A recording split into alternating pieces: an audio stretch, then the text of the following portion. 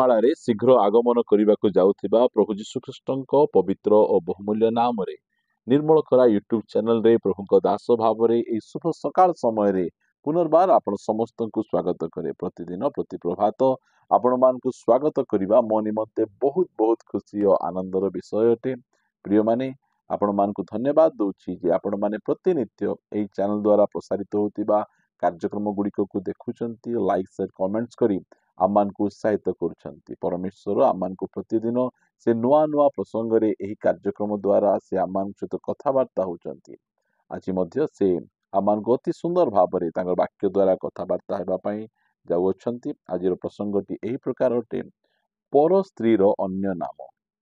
ଆଜିର ପ୍ରସଙ୍ଗଟି ଏହି ପ୍ରକାର ଅଟେ, ପର ସ୍ତ୍ରୀର ଅନ୍ୟ ନାମ। କାରଣ ବାଇବଲରେ ପର ସ୍ତ୍ରୀ ବିଷୟରେ ଅନେକ ବିଷୟ ଲେଖାଯାଇଛି, ଆଉ ନିଜ ସ୍ତ୍ରୀ ବିଷୟରେ ମଧ୍ୟ ଅନେକ ବିଷୟ ଲେଖାଯାଇଛି। ଯେଉଁ ସମୟରେ ଯୋସେଫ ପୋଟିଫରଙ୍କ ଘରେ ଥିଲେ, ସେହି ସମୟରେ ଯୋସେଫକୁ ପୋଟିଫରଙ୍କ ସ୍ତ୍ରୀ ଆଖି ପକାଉଥିଲେ। ତାଙ୍କ ସହିତ ସେ ଖରାପ ଦୁଷ୍କର୍ମ କରିବା ପାଇଁ ଇଚ୍ଛା କରୁଥିଲେ। ମାତ୍ର ଯୋସେଫ ନିଜର ବସ୍ତ୍ର ଛାଡ଼ି ସେ ଧାଇଁ ପଳେଇଲେ। ଏଥିପାଇଁ ତାଙ୍କୁ କାରାଗାରକୁ ମଧ୍ୟ ଯିବାକୁ ପଡ଼ିଲା। ମାତ୍ର ସେ ପର ସ୍ତ୍ରୀ ସହିତ କୌଣସି ପ୍ରକାର ଭାବରେ ସେ କମ୍ପ୍ରମାଇଜ କଲେ ନାହିଁ। କାରଣ ତାଙ୍କ ବାପା ଯାକୁବ ତାଙ୍କୁ ପର ସ୍ତ୍ରୀ ବିଷୟରେ ଅତି ସୁନ୍ଦର ଶିକ୍ଷା ଦେଇଥିଲେ। କାରଣ ତାଙ୍କ ବାପା ଜଣେ ଆତ୍ମିକ ବାପା ଥିଲେ, ଆଉ ଆତ୍ମିକ ବାପା ନିଜର ପୁଅମାନଙ୍କୁ ଏହି ବିଷୟରେ, ଝିଅମାନଙ୍କୁ ଏହି ବିଷୟରେ ଅତି ସୁନ୍ଦର ଭାବରେ ଶିକ୍ଷା ଦେଇଥିଲେ। ସେଥିପାଇଁ ଯେଉଁ ସମୟରେ ପୋଟିଫରଙ୍କର ସ୍ତ୍ରୀ ଯୋସେଫଙ୍କ ପ୍ରତି କୁଦୃଷ୍ଟି କରିଛନ୍ତି, ଯୋସେଫ ସେହି ସମୟରେ ଧାଇଁ ପଳେଇଲେ। ଆଜି ମଧ୍ୟ ପୋଟିଫରଙ୍କର ସ୍ତ୍ରୀ ନାହାନ୍ତି, ମାତ୍ର ପୋଟିଫରଙ୍କର ସ୍ତ୍ରୀଙ୍କର ଆତ୍ମା ଲୋକମାନଙ୍କର ଜୀବନରେ ଅଛି। ଆଉ ଏହି ପ୍ରକାର ସ୍ପିରିଟ ଗୁଡ଼ିକକୁ ଆମେ ପୁଅ ଜୀବନରେ, ଝିଅ ଜୀବନରେ ଆମେ ଦେଖିପାରୁଛୁ। ଆଉ ଏହି ସବୁ ସ୍ପିରିଟ ଗୁଡ଼ିକ ବହୁତ ବହୁତ ବିପଦପୂର୍ଣ୍ଣ। ପ୍ରିୟମାନେ, ସେଥିପାଇଁ ବାଇବଲ ପର ସ୍ତ୍ରୀ ବିଷୟରେ ଆମକୁ ଅନେକ ଶିକ୍ଷା ଦିଏ। ପଢିବା ହିତୋପଦେଶ, ଏହାର 23 ଅଧ୍ୟାୟର 27 ପଦ। ହିତୋପଦେଶ 23 ଅଧ୍ୟାୟର 27 ପଦରେ ଲେଖାଗଲା, କାରଣ ବେଶ୍ୟା ଗଭୀର ଖାତ, ଏତେ ଗଭୀର ଖାତ ଯେ ବେଶ୍ୟା ସେ ଗୋଟେ ଏ ପ୍ରକାର ଗଭୀର ଖାତ ଯୋଉଠିକି ଜଣେ ଲୋକ ପଡ଼ିଲେ ଆଉ ବାହାରି ପାରେ ନାହିଁ। ତା ପଛେ ଲେଖାଯାଉଛି ପୁଣି ପର ସ୍ତ୍ରୀ ସଂକୀର୍ଣ୍ଣ କୂପ ଅଟେ। ପ୍ରିୟମାନେ, ବିଭିନ୍ନ ପ୍ରକାର କୂପ ଅଛି। ଲୋକମାନେ କୂଅରେ ପଡ଼ିକିନା ସେମାନେ ବାହାରୁଛନ୍ତି। ମାତ୍ର ଏହି ପ୍ରକାର ଗୋଟିଏ କୂଅ, ଯୋଉ କୂଅରେ କି ଜଣେ ମଣିଷ ପଡ଼ିବାର ବାଟ ଅଛି, ମାତ୍ର ବାହାରିବାର ବାଟ ନାହିଁ। ପର ସ୍ତ୍ରୀର ଅନ୍ୟ ନାମ କଣ? ପର ସ୍ତ୍ରୀ ହଉଛନ୍ତି ଗୋଟେ ସଂକୀର୍ଣ୍ଣ କୂପ, ଯେଉଁ ସ୍ଥାନକୁ କି ମନୁଷ୍ୟ ଚାଲିଯିବ, ମାତ୍ର ସେଇ ସ୍ଥାନରୁ ସେ ବାହାରି ପାରିବ ନାହିଁ। ଏଥିପାଇଁ ଆମକୁ এই ପର ସ୍ତ୍ରୀ ମାନଙ୍କ ଠାରୁ ସାବଧାନ ରହିବାର ଅଛି।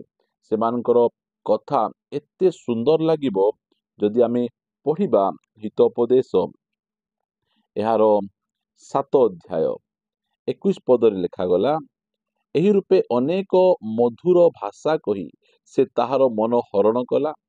ଅଷ୍ଟାଧାର ଚାଟୁବାଦରେ ତାହାକୁ ଅଟାରି ଦେଲା। ଦୌଡ଼ି ବାନ୍ଧିବା ଦରକାର ନାହିଁ।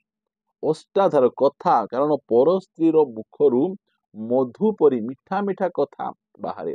ନିଜ ସ୍ତ୍ରୀଙ୍କର କଥା ଆମକୁ ପିତା ଲାଗେ, ମାତ୍ର ପର ସ୍ତ୍ରୀଙ୍କର କଥା ଆମକୁ ମଧୁ ପରି ମିଠା ଲାଗେ। ଅନେକ ଜଣ ପର ସ୍ତ୍ରୀଙ୍କ ସହିତ ଫୋନରେ ଘଣ୍ଟା ଘଣ୍ଟା ଧରି ଗପିବା, ଚାଟିଂ କରିବା, ଏହି ପ୍ରକାର ଭାବରେ ସେମାନଙ୍କର ସମୟକୁ ସେମାନେ ନଷ୍ଟ କରୁଛନ୍ତି। କାରଣ ଜାଣିନାହାନ୍ତି ଯେ ପର ସ୍ତ୍ରୀ ହଉଛନ୍ତି ଗୋଟେ ସଂକୀର୍ଣ୍ଣ କୂପ, ଯେଉଁ ସ୍ଥାନରେ ଜଣେ ମଣିଷ ଥରେ ପଡ଼ିଲା ଆଉ ସେ ବାହାରି ପାରେ ନାହିଁ, ସେ ବର୍ବାଦ ହେଇଯାଏ, ନଷ୍ଟ ହେଇଯାଏ। ସେଥିପାଇଁ ଯୋସେଫ ସେ ଧାଇଁକିନା ସେ ପଳେଇଲେ, ସେ ରହିଲେ ନାହିଁ। ଏଠି ଗୋଟେ ଯୁବା ବ୍ୟକ୍ତି ବିଷୟରେ ଲେଖୁଛନ୍ତି ଜ୍ଞାନୀ ସଲୋମନ। ଏଇଟା ତାଙ୍କର ନିଜର ଆଖିରେ ଦେଖିଥିବା ଘଟଣା। ସେ ଜାଲି ପରଦା ଆଡେ ଗୋଟିଏ ଯୁବାକୁ ଦେଖୁଛନ୍ତି। ସେ ଯୁବା ବିଷୟରେ ସେ କହୁଛନ୍ତି 7 ଅଧ୍ୟାୟର 7 ପଦରେ, ତହିଁରେ ମୁଁ ଦେଖିଲି ଅଜ୍ଞାନ ମାନଙ୍କ ମଧ୍ୟରେ ଓ ଚିହ୍ନିଲି ଯୁବାମାନଙ୍କ ମଧ୍ୟରେ ଜଣେ ବୁଦ୍ଧିହୀନ ଯୁବାଲୋକ। ସେ ବୁଦ୍ଧିହୀନ ଯୁବାଲୋକ, କାହିଁକି ତାକୁ ବୁଦ୍ଧିହୀନ ଯୁବାଲୋକ କୁହାଯାଉଛି? ବ୍ୟଭିଚାରିଣୀର ଗୃହ କଣ ନିକଟସ୍ଥ ଗଳି ଦେଇ ଯାଉ ଯାଉ ତାହାର ଗୃହକୁ ଯିବାର ପଥରେ ଚାଲିଗଲା। କିଏ ଯାଏ? ଯାହାକୁ ବୁଦ୍ଧିହୀନ, ଯିଏ କି ଅଜ୍ଞାନ, ଏହି ପ୍ରକାର ଲୋକମାନେ ସେଇ ପ୍ରକାର ପର ସ୍ତ୍ରୀର ସେହି ରାସ୍ତାକୁ ଚାଲି ଯାଆନ୍ତି। ପର ସ୍ତ୍ରୀ ସେ ବ୍ୟଭିଚାରିଣୀ ନାହିଁ, ମାତ୍ର ସେ ନିଜକୁ ଏହି ପ୍ରକାର ଭାବରେ ଟିପଟପ୍ କରି ସେ ବ୍ୟଭିଚାରିଣୀର ବେଶକୁ ସେ ଧାରଣ କରେ। ଆମକୁ ରକ୍ଷା ପାଇବାର ଅଛି ପ୍ରିୟମାନେ।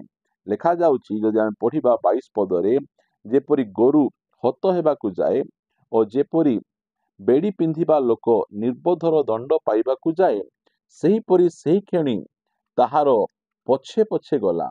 ଆଉ ଯେପରି ପକ୍ଷୀ ଫାନ୍ଦକୁ ପ୍ରାଣନାଶକ ନ ଜାଣି ତହିଁରେ ପଡ଼ିଯାଏ, ପଡ଼ିବାକୁ ବେଗେ ଉଡ଼େଇ ଶେଷରେ ତାହାର ଯକୃତ ସେହିପରି ତୀର ଦ୍ୱାରା ବିଦ୍ଧ ହେଲା। କୋଉଟା? ତାର ଯକୃତ ତାର ତୀର ଦ୍ୱାରା ବିଦ୍ଧ ହେଉଛି।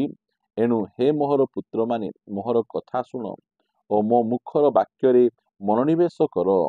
ତୁମ୍ଭର ଚିତ୍ତ ତାହାର ମାର୍ଗରେ ନ ଯାଉ, ତୁମ୍ଭେ ତାହାର ପଥରେ ବିପଦଗାମୀ ହୁଅ ନାହିଁ। ଯେହେତୁ ସେ ଅନେକଙ୍କୁ କ୍ଷତବିକ୍ଷତ କରି ପକାଇଅଛି, ହଁ ତାହାର ହତ ଲୋକ ସକଳ ଅପାର, ତାହାର ଗୃହ ପାତାଳକୁ ଯିବାର ବାଟ, ତାହା ମୃତ୍ୟୁର ଆଳୟକୁ ଯାଏ। ପ୍ରିୟମାନେ, ପର ସ୍ତ୍ରୀ ହେଉଛି ଗଭୀର ବା ସଂକୀର୍ଣ୍ଣ କୂପ। ଆଉ ସେଇ କୂପରେ ଯିଏ ପଡେ ସେଟା ହଉଛି ପାତାଳକୁ ଯିବାର ବାଟ, ନର୍କକୁ ଯିବାର ବାଟ, ବିନାଶ ଆଡକୁ ଯିବାର ବାଟ।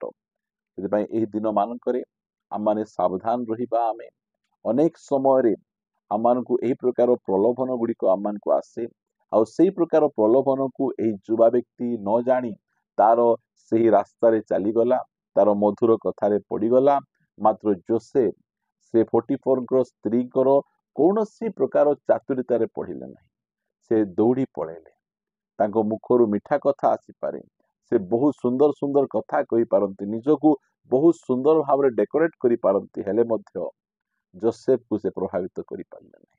ଯୋସେଫ ତୁଲ୍ୟ ଆମମାନେ ମଧ୍ୟ ଏହି ପର ସ୍ତ୍ରୀ, ଯୋଉ ପର ସ୍ତ୍ରୀର ଅନ୍ୟ ନାମ ହେଲା ସଂକୀର୍ଣ୍ଣ କୂପ, ଯେଉଁ କୂପରେ ଥରେ ପଡ଼ିଲେ ଆଉ କୌଣସି ବ୍ୟକ୍ତି ବାହାରି ପାରେ ନାହିଁ। ଆମକୁ ସେହି କୂପରୁ ବାହାରି ଆମକୁ ଧାଇଁ ପଳେଇବାର ଅଛି।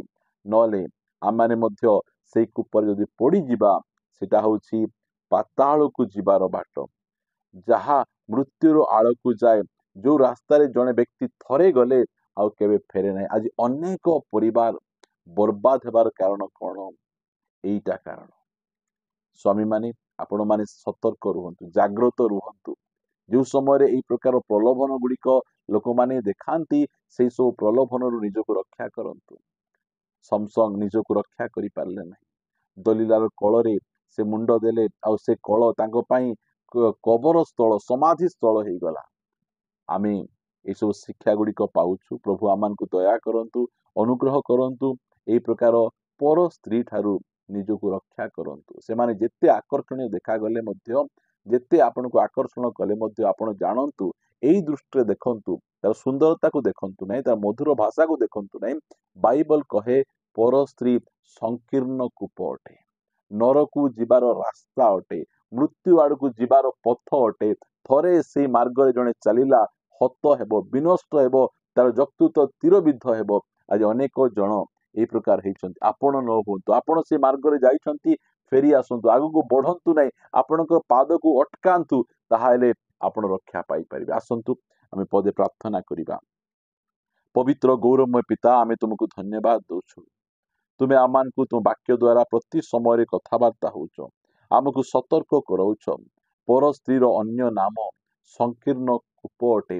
ଆଉ ସେ ସଂକୀର୍ଣ୍ଣ କୂପରୁ ଯେ ପ୍ରକାର ଆମମାନେ ନିଜକୁ ରକ୍ଷା କରିପାରିବୁ, ଏଥି ନିମନ୍ତେ ଅତି ସୁନ୍ଦର ଭାବରେ ଆମମାନଙ୍କ ସହିତ କଥାବାର୍ତ୍ତା ହେଇଛ। ଏହି ବାକ୍ୟ ଯୋଉମାନେ ଶୁଣିବେ, ସେମାନେ ଯେ ପ୍ରକାର ଚେତନା ପାଇ ସେମାନେ ତୁମ ମାର୍ଗରେ ଚାଲିବେ, ସେଇ ପଥକୁ ଛାଡିବେ, ତୁମ ପଥରେ ଆସିବେ। ଯୋଉମାନେ ଏହି ପ୍ରକାର ଫାନ୍ଦରେ ପଡିଛନ୍ତି, ସେ ସବୁ ବନ୍ଧନ ଗୁଡିକ ଛିଣ୍ଡି ଯାଉ। ସେମାନେ ପୁନର୍ବାର ନିଜ ପରିବାରରେ ଯାଇ ନିଜ ସ୍ତ୍ରୀଙ୍କ ସହିତ ରୁହନ୍ତୁ, ପୁଅ ଝିଅଙ୍କ ସହିତ ରୁହନ୍ତୁ, ନିଜ ପରିବାରକୁ ନଷ୍ଟ ନ କରନ୍ତୁ, ଏହା ମୁଁ ପ୍ରାର୍ଥନା କରେ। କୌଣସି ଭାଇ ପଡିଛନ୍ତି, ଭଉଣୀ ପଡିଛନ୍ତି, ସେମାନଙ୍କୁ ଦୟାକରି ତୁମେ ଉଦ୍ଧାର କର ପ୍ରଭୁ। এই ସବୁ ପରିବାରକୁ କ୍ଷତ ବିକ୍ଷତ କରି ମନୁଷ୍ୟକୁ ନରକ ଆଡକୁ ନେଇଯାଏ, এই ସବୁରୁ ତୁମେ ଆମମାନଙ୍କୁ ଉଦ୍ଧାର କର, ରକ୍ଷା କର ବୋଲି ପ୍ରାର୍ଥନା ପ୍ରିୟ ପ୍ରଭୁ ଯୀଶୁଙ୍କ ନାମରେ ମାଗୁଅଛୁ। ଆମେନ୍, ଆମେନ୍। ପ୍ରେଜ୍ ଦ ଲର୍ଡ। ପ୍ରଭୁ ଆମ ସମସ୍ତଙ୍କୁ ପ୍ରଚୁର ଭାବେ ଆଶୀର୍ବାଦ କରନ୍ତୁ। ପ୍ରଭୁ ଯଦି ଅନୁଗ୍ରହ କରନ୍ତି, ତାହେଲେ ଆସନ୍ତା ଅଧ୍ୟାୟରେ ପୁନର୍ବାର ପରସ୍ପର ସହିତ ସାକ୍ଷାତ କରି ଏହି ପ୍ରକାର ଆଉ ଗୋଟିଏ ପ୍ରସଙ୍ଗରେ ଆମେ ପ୍ରଭୁଙ୍କର ବାକ୍ୟ ଶୁଣିବା। ଆମେ ରହିବା। ସମସ୍ତଙ୍କୁ ନମସ୍କାର। Praise the Lord. God bless you.